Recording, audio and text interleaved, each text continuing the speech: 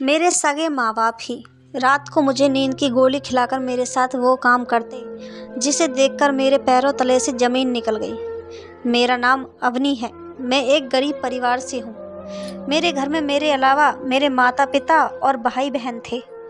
मैं घर की सबसे बड़ी बेटी हूँ।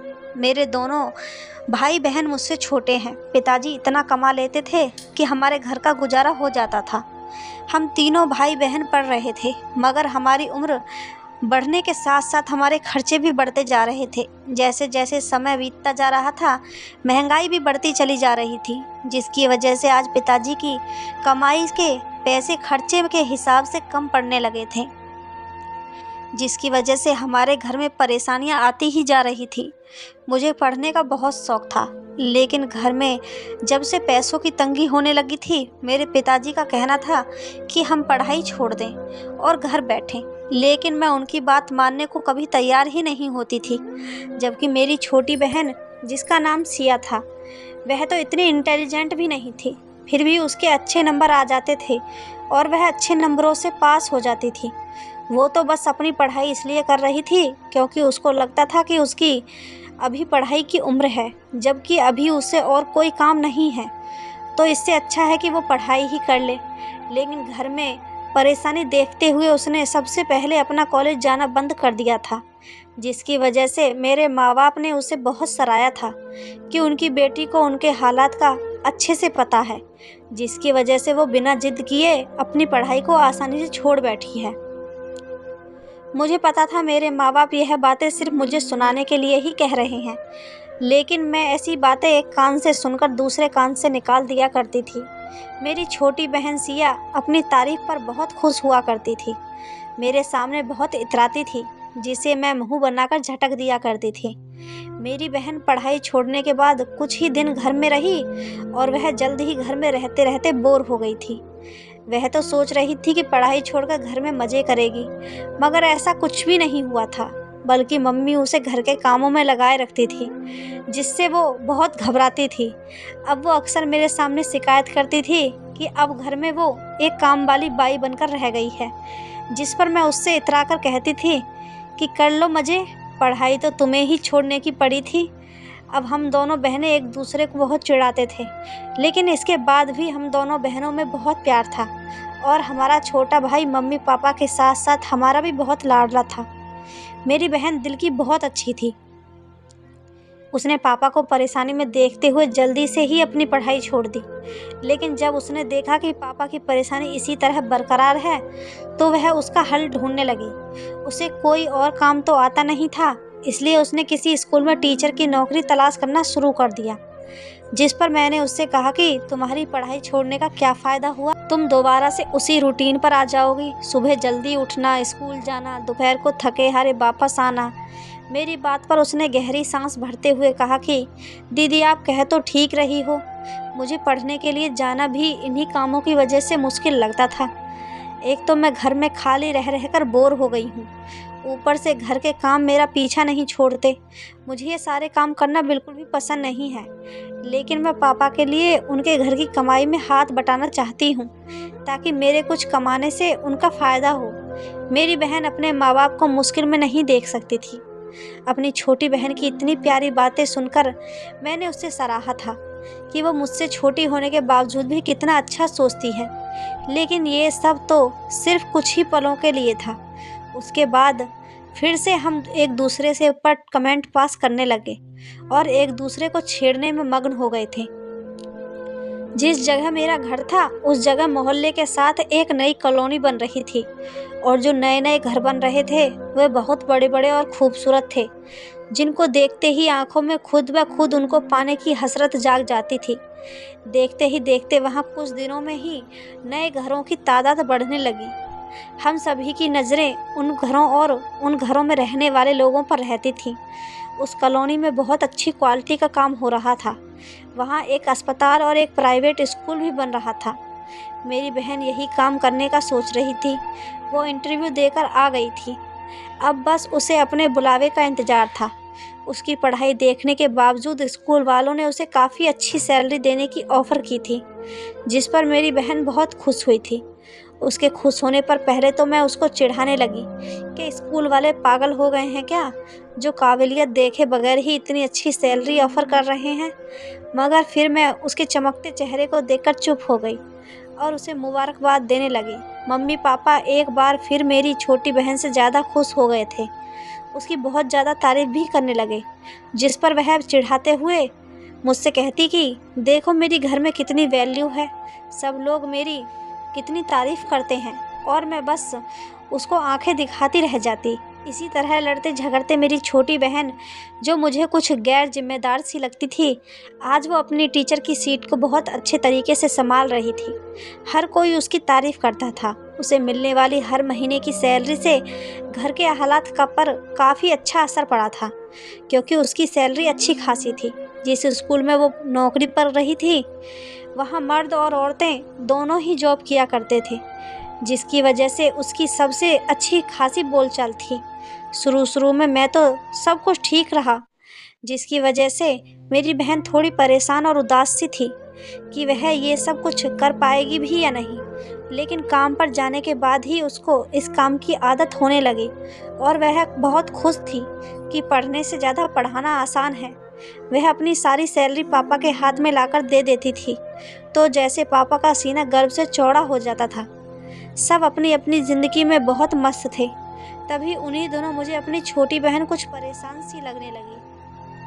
पहले तो मैंने इसे अपना वहम समझा कि शायद मुझे कुछ गलतफहमी हो रही है, वो थक जाती है इसलिए इतनी परेशान रहती है।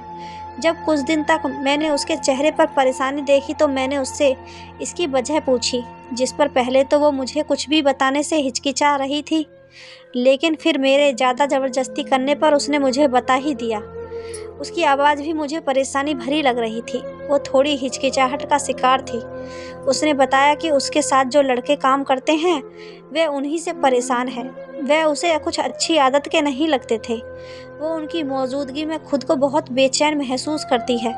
ये सब कहने के साथ ही वह ये भी कहने लगी कि पता नहीं कुछ है भी या नहीं, या फिर वो ये सब कुछ ज़्यादा ही सोच रही है, यानी वो कंफ्यूज हो रही थी।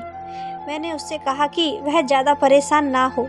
अगर उसे उन सब से ज़्यादा ही परेशानी हो रही है तो वो ये नौकरी छोड़ सकती है और किसी दूसरे स्कूल में नौकरी ढूंढ ले।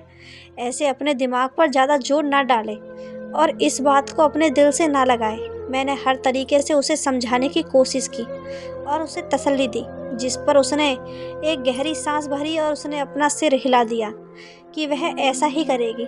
लेकिन उसके कुछ करने से पहले ही जो कुछ हुआ वो तो हमें बेमौत ही मार गया। उस हादसे ने जैसे मुझे पछतावे के दलदल में ही धकेल दिया था। मेरी बहन ने नौकरी छोड़ने से पहले घर में मम्मी पापा से बात की थी, जिस पर मम्मी पापा बहुत परेशान हो गए और उससे नौकरी छोड़ने की वजह पूछने लगे। लेकिन सिया मम्मी पापा को नहीं बता पाई जो उसने मुझे कहा था। उसने जब मम्मी पापा से नौकरी छोड़ने की ज़्यादा ही जिद की तो उन लोगों ने कहा कि ठीक है, जैसे तुम्हारा दिल करे वैसा ही करो, उन्हें कोई परेशानी नहीं है। जिससे मेरी बहन बहुत खुश हो गई और उसने सोचा कि वह जल्द ही उस स्कूल को छोड़कर दूसरे स्कूल में नौकरी तलाश कर लेगी, चाहे वहाँ उसकी सैलरी थोड़ी कम ही क्यों ना हो, लेकिन वहाँ वो सुरक्षित तो होगी। अभी मेरी बहन ने नौकरी छोड़ी भी नहीं थी कि पापा की तबीयत बहुत ख़राब हो गई और वो सब काम छोड़कर घर में रहने लगे। अब घर का सहारा सिर्फ मेरी छोटी बहन ही थी, जिसकी वजह से उसने स्कूल छोड़ने से पहले तसल्ली से काम लिया और यही उसकी सबसे बड़ी गलती थी। और वो जिन हादसों का शिकार थी, उसका दिल जिस वजह से डरा रहता था, वह सब कुछ सच साबित हुआ। वह अपनी इज्जत गंवा बैठी। उसके साथ स्कूल में ही किसी ने उसकी इज्जत के साथ खिलवाड़ किया, जिसकी वजह से वह लगभग पागल सी हो गई थी। जिस दिन उसके साथ ये सब कुछ हुआ उस दिन वह घर वापस नहीं लौटी। मैंने पापा से कहा तो उन्होंने कहा कि आ जाएगी, कभी कभी थोड़ी देर सवेर तो हो ही जाती है, किसी काम में लग गई होगी। लेकिन मुझे लगा कि अब ज़्यादा ही देर हो चुकी है, तो मैंने अपने छोटे भाई को साथ लिया और उसके साथ स्कूल की तरफ चली गई। मुझे मम्मी और पापा पर हैरानी भी हुई कि वो दोनों ज़्यादा ही लापरवाही से काम ले रहे थे। स्कूल पहुंची तो वहाँ सिर्फ गेट पर गार्ड बैठा हुआ था, बाकी पूरा स्कूल खाली हो चुका था। उसे मेरी बहन के बारे में कुछ भी पता नहीं था। मैंने गार्ड से स्कूल के अंदर जाने की इजाज़त ली और अंदर जाकर सारा स्कूल छान मारा, लेकिन एक जगह वो मुझे सिसकती हुई मिल ही गई। उसकी हालत देखते ही मेरी आंखें फटी की फटी रह गईं। मैंने जल्दी से उसे उसके पास पड़ी एक चादर से ढक दिया। उसकी हालत बहुत ख़राब हो रही थी, मेरे होश उड़ चुके थे। मैंने जल्दी से पापा को फ़ोन करके उन्हें स्कूल में आने को कहा, जिससे वह भी घबराकर जल्दी से स्कूल आ गए। हम लोग जैसे तैसे करके उसे अस्पताल लेकर गए। उसे अस्पताल लाकर हमें बहुत सी परेशानियों का सामना करना पड़ा। मेरी बहन अपने साथ हुए इस हादसे को कबूल नहीं कर पा रही थी। वह तो एक जिंदा लाश की तरह हो गई थी और हम सब घर वालों का भी बहुत बुरा हाल था। सभी जैसे एक दूसरे से नज़रें चुराए फिर रहे थे। हमने इस बात की खबर किसी को होने नहीं दी थी, मगर ऐसी खबरें तो छुपाए नहीं छुपती। हमारे लाख ना चाहने के बावजूद भी लोगों को धीरे धीरे सब कुछ पता चल गया। हम सिया को अस्पताल से घर तो ले आए थे, लेकिन उसकी हालत बहुत ख़राब थी। वो तो जैसे पागल ही हो गई थी, किसी को भी अपने पास नहीं आने देती थी। कोई उसके कमरे में भी जाता तो वो चीखने चिल्लाने लगती थी। मैं उसकी इस हालत का जिम्मेदार अपने माँ बाप को समझती थी। मुझे अपने माँ बाप बहुत मतलबी और लालची महसूस हो रहे थे, जो पैसों के दलदल में धंस गए थे। जैसे जैसे आस पड़ोस के लोगों को मेरी बहन के साथ हुए हादसे के बारे में मालूम हो रहा था, वैसे ही लोगों की कड़वी कड़वी बातें बढ़ने लगी। हम किसी से नज़रें तक मिलाने के काबिल नहीं रहे थे, बल्कि हम तो घर से बाहर तक निकलने के काबिल नहीं रहे थे। मम्मी पापा तो अपनी बेटी की हालत देखकर बहुत गुमसुम रहने लगे थे। पापा ने खुद के ठीक होने के बावजूद भी घर से बाहर निकलना बंद कर दिया था। वो कहीं जाकर कोई भी काम करने के लिए तैयार नहीं थे। इससे धीरे धीरे घर में भूखे रहने की नौबत आने लगी। दूसरी तरफ मेरी बहन का इलाज भी चल रहा था, क्योंकि वह हर वक्त अपने आप को किसी न किसी बहाने से मारने को तैयार रहती थी। कोई उसके पास रुककर भी उसकी देखभाल नहीं कर सकता था, क्योंकि उसे किसी की मौजूदगी बर्दाश्त नहीं थी और सबको मारने को दौड़ती थी। इसलिए उसे हर वक्त नींद में ही रखने की कोशिश की जाती थी। अपनी बहन की हालत देखकर मैं खून के आंसू रोती थी। कुछ दिन बाद जब मेरी बहन को डॉक्टर के पास लेकर जाना था, तो मैंने पापा को इस बारे में याद दिलाया कि सिया को आज डॉक्टर के पास लेकर जाना है। पापा मुझसे नज़रें चुराते हुए बोले कि अब वो उसे डॉक्टर के पास नहीं लेकर जाएंगे। वक्त गुजरने के साथ साथ वो खुद ब खुद ठीक हो जाएगी। मैंने उनकी बात सुनकर सिर हिला दिया और कहा कि ठीक है, मैं उसे खुद डॉक्टर के यहाँ पर ले जाऊँगी। पापा आगे में से मुझ पर गुस्सा करने लगे, लेकिन मैं जिद करके अपनी बहन को अस्पताल लेकर जाने लगी। मम्मी भी मेरे साथ चलने लगी। मेरी बहन की हालत देखते ही उसे हॉस्पिटल में एडमिट कर लिया। मेरी बहन किसी को भी नहीं पहचानती थी। मुझे तो ऐसा लगता था जैसे वक्त गुजरने के साथ साथ उसकी तबीयत में सुधार होने के बजाय बल्कि और बिगड़ती जा रही थी। वो बहुत डरी सहमी रहने लगी थी, जिससे मेरी परेशानी बढ़ती ही जा रही थी। मैं उस वक्त खुद को बहुत अकेला महसूस कर रही थी। मम्मी मेरे साथ तो थी, लेकिन मुझे ऐसा महसूस होता था जैसे वह अपनी बेटी की तकलीफ़ को महसूस नहीं कर पा रही, जैसे मैं अपनी बहन को दर्द में देखकर तड़प रही हूँ। उनके जज्बात मुझे अजीब से लगते थे, लेकिन मैं सोचती थी कि शायद सदमा इतना बड़ा है, ये उसी सब का रिएक्शन होगा। मेरी बहन घर के किसी भी मेंबर को देखती थी तो ज़ोर ज़ोर से चीखने लगती थी। उसको देखकर मेरी आंखों में आंसू आ जाते थे और मैं उसे अपने सीने से लगाकर तसल्ली भी नहीं दे पाती थी कि मैं उसके साथ हूँ और वो ठीक हो जाएगी, तो हम दोनों मिलकर उसके मुजरिम को सजा देंगे। एक दिन अस्पताल के डॉक्टर ने मुझे अकेले में अपने कैबिन में बुलाया और कहा कि तुम अगर अपनी बहन को बचाना चाहती हो तो इसे कहीं दूर ले जाओ, ताकि किसी भी की भी इस पर नज़र ना पड़े। इसे अपने घर वालों से दूर रखो, वरना एक दिन ये मर जाएगी। मैं डॉक्टर की बातें सुनकर हैरान और परेशान सी हो गई कि वह यह सब कुछ क्या कह रहे हैं। फिर मैंने ये सोचकर अपने दिल को तसल्ली दी कि शायद डॉक्टर मेरे माँ बाप के व्यवहार को देखकर ये सब कह रहे होंगे। हम ज़्यादा दिन हॉस्पिटल में भी नहीं रुक सकते थे, लेकिन हॉस्पिटल की छुट्टी होने से पहले मम्मी ने मुझसे कहा कि अब वो इस तरह से उसे घर ले जाने के लिए तैयार नहीं। मम्मी ने मुझसे कहा कि अब वो थक चुकी हैं, सबको ये बताते बताते कि उनकी बेटी अब मर गई है। अब वो और ज़्यादा लोगों की बातें बर्दाश्त नहीं कर सकती। मम्मी की इस बात से मेरा दिल तो बहुत दुखा था। लेकिन मैं भी इस मामले को दबा देना चाहती थी, इसलिए दिल पर पत्थर रखकर मैंने मम्मी की बात मान ली। उसके बाद हमने सोचा था कि रात को हम सिया को घर ले जाएंगे और हमने वही किया। अपने प्लान के मुताबिक हम रात के अंधेरे में सिया को घर ले गए, जिससे किसी को कुछ नहीं पता चला था। और घर में जब भूखे रहने की नौबत आ गई और पापा ने इस तरह बिल्कुल भी ध्यान नहीं दिया, तो मैंने कहा कि मैं कोई काम कर लेती हूँ, जिसकी वजह से पापा ने मुझे सख्ती से मना कर दिया और दूसरे ही दिन खुद काम पर जाने लगे। और दूसरी तरफ मेरी बहन को कमरे में बंद कर दिया गया था और कोई भी उसके पास नहीं जाता था। मुझे लगता था कि हमने जो झूठी खबर लोगों को दी थी है, एक दिन वह सच साबित हो जाएगी, क्योंकि सिया की हालत कुछ ऐसी ही हो गई थी। मुझे अपने घर के माहौल से बहुत डर लगने लगा था। सब कुछ बहुत अजीब सा लगता था। मेरी मम्मी पापा भी मुझे पराये से लगने लगे थे। मैं खुद को बहुत अकेला महसूस करने लगी थी और मुझे लगता था कि मैं भी एक दिन धीरे धीरे पागल हो जाऊंगी। घर वालों का व्यवहार मेरे साथ भी बहुत अजीब सा हो गया था। मैं अपने परवरिश से एक बेचैनी सी महसूस करती थी। मुझे अपने ही माँ बाप से डर लगने लगा था। मुझे ऐसा लगने लगा था जैसे मैं किसी बीमारी का शिकार हो गई हूँ। मम्मी पापा से तो कुछ कहने का दिल ही नहीं करता था, क्योंकि मैं उनसे कोई बात नहीं किया करती थी। सभी अपने अपने हिसाब से ज़िंदगी गुजार रहे थे। इसके बावजूद भी मम्मी मुझे सिया के पास नहीं जाने देती थी। बस यही कहती थी कि वो तुम्हें कोई नुकसान न पहुँचा देगी। उसे खाना पीना भी मैं ही दिया करती थी। मुझे ऐसा लगता था कि जैसे मेरी बहन का बाहरी दुनिया से ताल्लुक़ ख़त्म हो चुका था।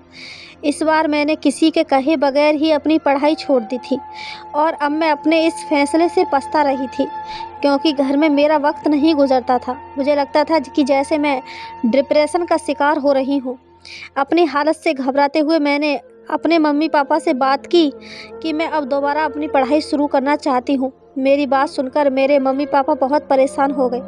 मैंने उनसे कहा, आप लोग परेशान मत हो, मैं बच्चों को ट्यूशन पढ़ाकर अपना खर्चा निकाल लूँगी। मगर वो मेरी बात मानने को तैयार नहीं थे। मैंने उनको राज़ी करने की हर मुमकिन कोशिश कर ली थी, लेकिन वो मुझे सख्ती से मना कर चुके थे कि मैं आगे पढ़ने का ख्याल अपने दिमाग से निकाल दूँ। मुझे रह रहकर अपने हालात पर तो दुख और गुस्सा और रोना आ रहा था कि हम कितना बेबस हैं कि अपने साथ हुए इतने बड़े हादसे के बाद भी हम उस मुजरिम को जानते तक नहीं थे। उसे उसके गुनाह की सज़ा देना तो बहुत दूर की बात थी। मेरी बहन जिस स्कूल में पढ़ाती थी, उस स्कूल के स्टाफ ने तो ऐसे चुप्पी साध रखी थी जैसे उनको कुछ पता ही ना हो। उन्होंने तो ये भी नहीं सोचा कि आखिर मेरी बहन स्कूल में पढ़ाने क्यों नहीं जा रही। उन्होंने उसकी कोई खबर भी लेने की कोशिश तक नहीं की थी। मैंने पापा से कहा कि पापा, हमें उस स्कूल और स्कूल के टीचर्स पर केस करना चाहिए, पर पापा ने तो मुझे गुस्से से डांटते हुए कहा कि अपनी ज़ुबान बंद रखो और ये भी कहा कि मैं उनकी ज़िंदगी की मुश्किलों को और ज़्यादा ना बढ़ाऊँ। मुझे ऐसा लगने लगा था जैसे वह मेरी छोटी बहन से तो नफ़रत करने ही लगे थे, लेकिन साथ साथ मुझसे भी नफ़रत करने लगे हैं। हालांकि सिया के साथ हुए हादसे में सिया का कोई कसूर नहीं था, बल्कि वह तो बेचारी अब भी बहुत तकलीफ़ से गुजर रही थी। उसे हर तरफ से ताने और कड़वी बातें ही सुनने को मिल रही थी, जिन्हें अब वो समझ नहीं सकती थी। उस हादसे के बाद से तो वो पागल ही हो गई थी। मेरी तबीयत कुछ दिनों से काफ़ी ख़राब रहने लगी थी, जिसकी वजह से मम्मी मेरा सर दबाती रहती थी। मैं खुश हो गई कि उन्हें अभी भी मेरा ख्याल है और उनके दिल में मेरे लिए प्यार अभी भी मौजूद है। मम्मी मेरा सर और पैर दबाती रहती और मैं सुकून से सो जाती। लेकिन जैसे ही मैं दूसरे दिन सुबह उठती थी, मुझे मम्मी एक गोली खिला दिया करती थी और यही कहती थी कि इस गोली को खाने से मेरी तबीयत बिल्कुल ठीक हो जाएगी। ऐसे ही काफ़ी दिन गुजर गए, लेकिन मेरी तबीयत में कोई सुधार नहीं हो रहा था। मेरी तबीयत दिन ब दिन बिगड़ती चली जा रही थी और बस मैं सोती ही रहती थी। अपनी हालत से मैं खुद ही परेशान हो गई थी। वैसे तो मुझे कोई बीमारी नहीं थी, लेकिन इसके बावजूद भी मुझे मेरे बदन में थकावट महसूस होती थी और बस मन करता था कि मैं लेटी रहूं और सोती ही रहूं, जो कि शायद हालात की वजह से भी हो सकता था। मैं अपने आप से बहुत तंग आ गई थी। मैं सब कुछ भूलने लगी थी। मुझे कुछ याद नहीं रहता था कि मैं कब सोती हूँ और कब उठती हूँ, कब क्या करती हूँ। मुझे कुछ समझ नहीं आ रहा था। मैं सारा दिन सोती रहती थी और जब मैं जागती थी तब भी मुझे ऐसा ही लगता कि जैसे मैं नींद में हूँ। मैं इस सब से बहुत तंग आ गई थी। मुझे ऐसा लगता था जैसे कुछ बुरा होने वाला है या फिर कुछ बुरा हो गया है, मगर मैं अपनी तबीयत की सुस्ती की वजह से ज़्यादा कुछ सोच नहीं पाती थी। मैं अपने दिमाग पर काफ़ी ज़ोर डालने की कोशिश करती थी, लेकिन फिर भी मैं अपनी कोशिश में नाकाम रहती थी। बस सारा सारा दिन अपने कमरे में पड़ी पड़े ही गुजार दिया करती थी। अगर मैं कुछ करने की कोशिश भी करती थी तो मम्मी पापा मुझे कुछ करने नहीं देते थे। कहते थे कि तुम अपने कमरे में आराम करो, तुम्हें कुछ करने की कोई ज़रूरत नहीं है, तुम बीमार हो, बस आराम करो।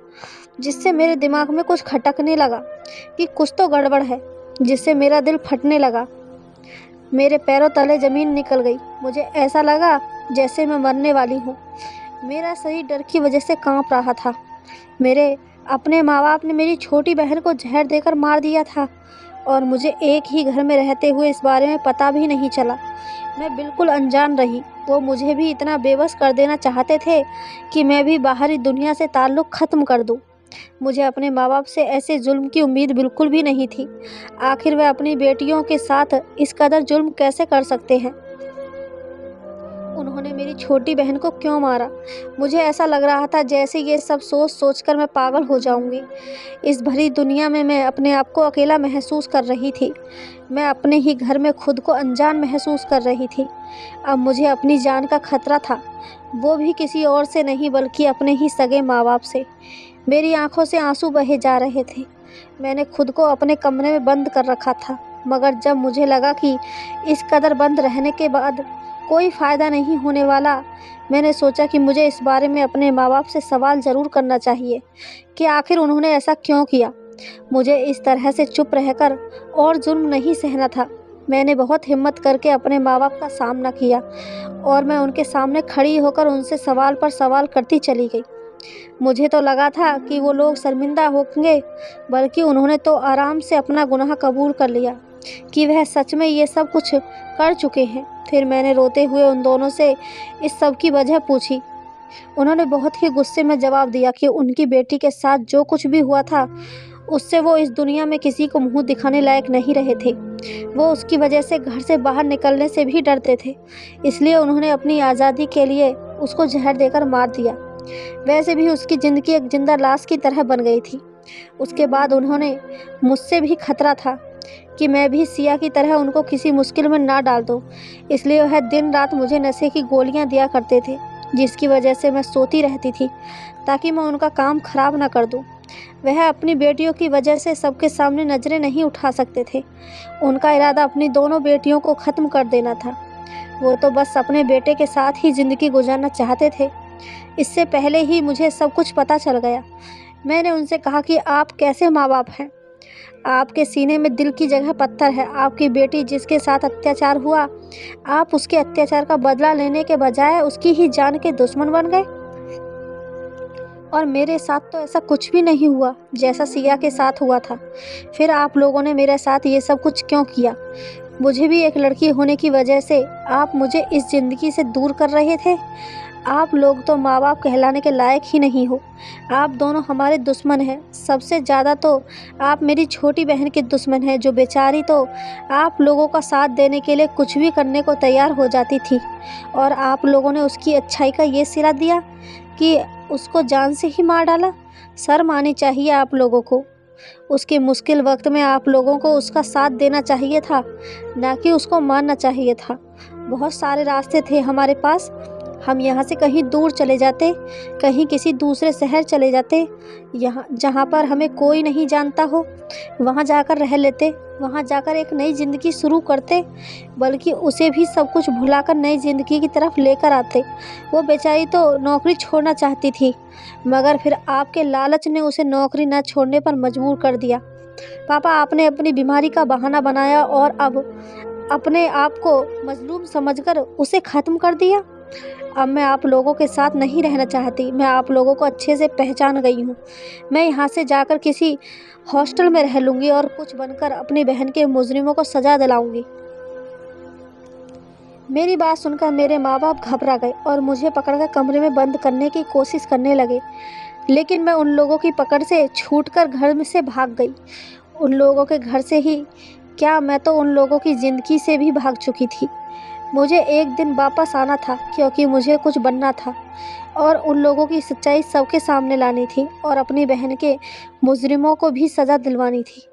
अगर मेरे माँ-बाप अपनी इज़्ज़त की खातिर अपनी सगी बेटी को मार सकते हैं, तो मैं भी उन्हीं की बेटी थी। मैं खुद को मजबूत करके रात के अंधेरे में अपने लिए रोशनी तलाश करने निकल पड़ी थी।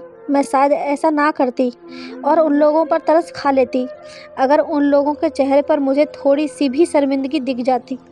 लेकिन वो लोग तो इतने बेगैरत थे कि मेरे इतना सब कुछ कहने पर भी उन लोगों पर कुछ भी असर नहीं हुआ। वो लोग अपने किए पर डटे पड़े थे। उन लोगों के चेहरे पर अपने किए का कोई पछतावा नहीं था।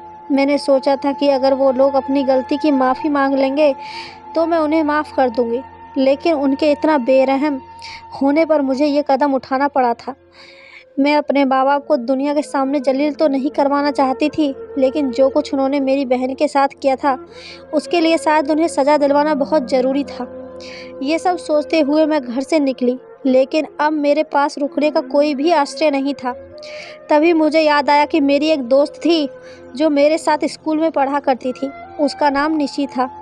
मैंने उसे फ़ोन मिलाया। मुझे सिर्फ़ इतना पता था कि वह एक जर्नलिस्ट का कोर्स करना चाहती थी। लेकिन ये काफ़ी पहले की बात थी। हालांकि मेरे पास उसका नंबर था। 2 बार बेल बजी और उसने फ़ोन उठा लिया।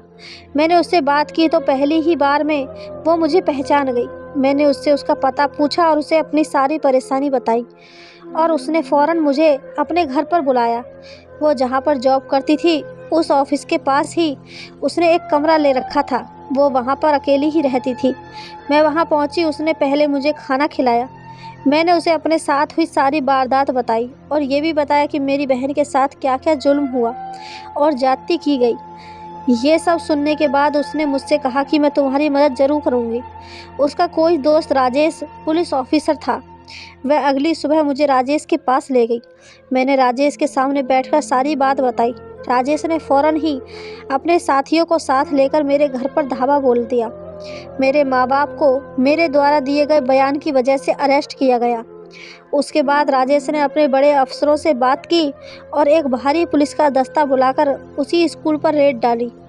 उस स्कूल के सारे आरोपी टीचर्स को जेल की सलाखों के पीछे डाल दिया गया और कुछ कार्रवाई के बाद स्कूल को पूरी तरह से बंद कर दिया गया। मेरे माँ-बाप को भी मेरी बहन को मारने और मुझे मारने की कोशिश करने के जुर्म में 10 साल की सज़ा हुई। हालांकि अब इस बात को हुए काफ़ी वक्त गुजर चुका है, लेकिन जो कुछ भी मेरे साथ घटा, मैं उससे पूरी तरह से नहीं निकल पाई हूँ और मैं कोशिश कर रही हूँ अपनी ज़िंदगी में आगे बढ़कर कुछ अच्छा करने की। और आप लोगों से मैं बस यही कहना चाहूँगी कि अगर कभी आपके साथ कोई जुर्म हो या आपके अपनों के साथ कुछ गलत हो, तो झूठी इज्जत और शान की खातिर उनके साथ गलत ना करें। हमेशा न्याय के लिए लड़ें और जीतें। आपकी इस कहानी के बारे में क्या राय है, हमें कमेंट करके ज़रूर बताएं। कहानी अच्छी लगी हो तो चैनल को सब्सक्राइब, वीडियो को एक लाइक ज़रूर करें। धन्यवाद दोस्तों।